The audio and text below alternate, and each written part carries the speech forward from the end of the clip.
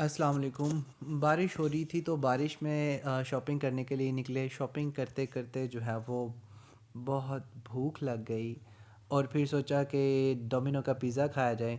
मैंने जल्दी से मोबाइल निकाला और मैंने आप लोगों के लिए एक वीडियो शूट की, जो कि मैं अपने पहले व्लॉग के तौर पर आप लोगों के साथ शेयर करूँगा।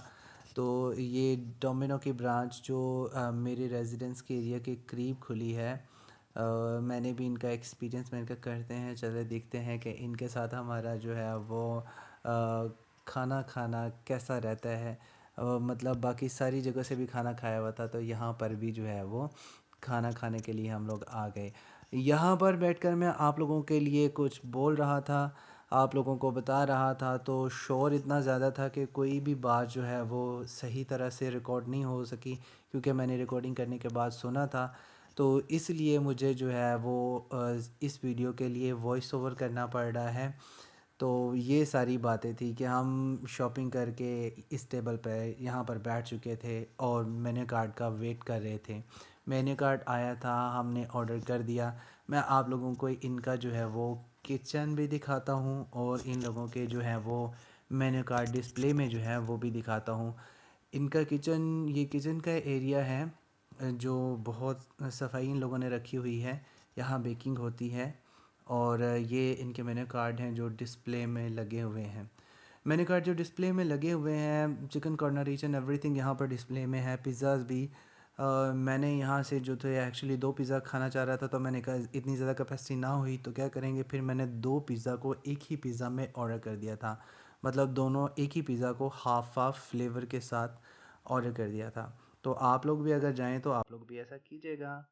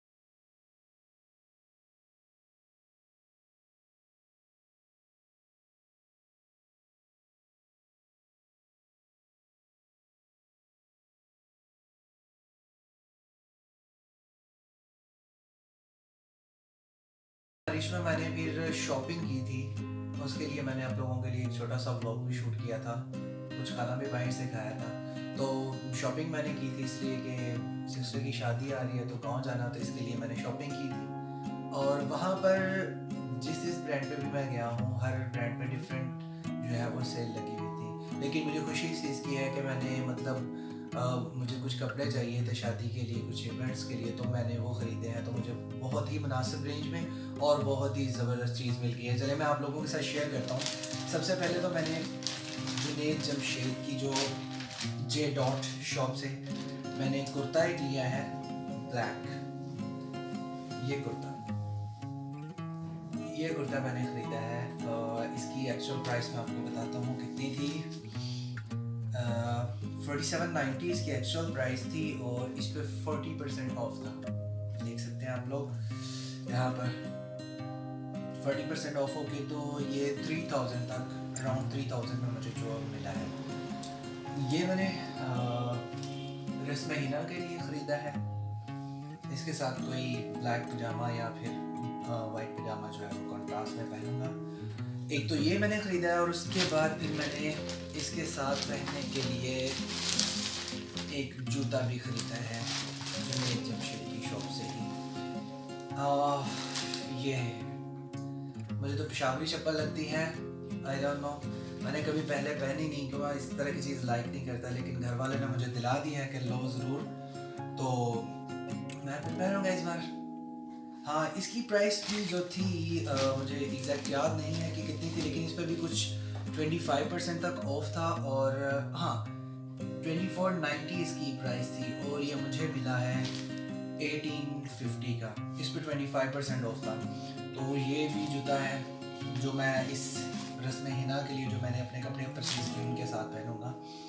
तो आई होप सो कि मैं इसमें कंफर्टेबल रहूँगा।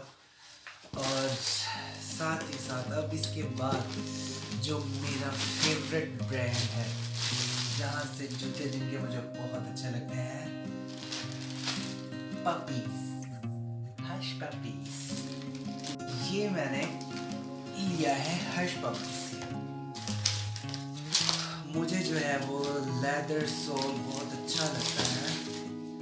तो ये मैंने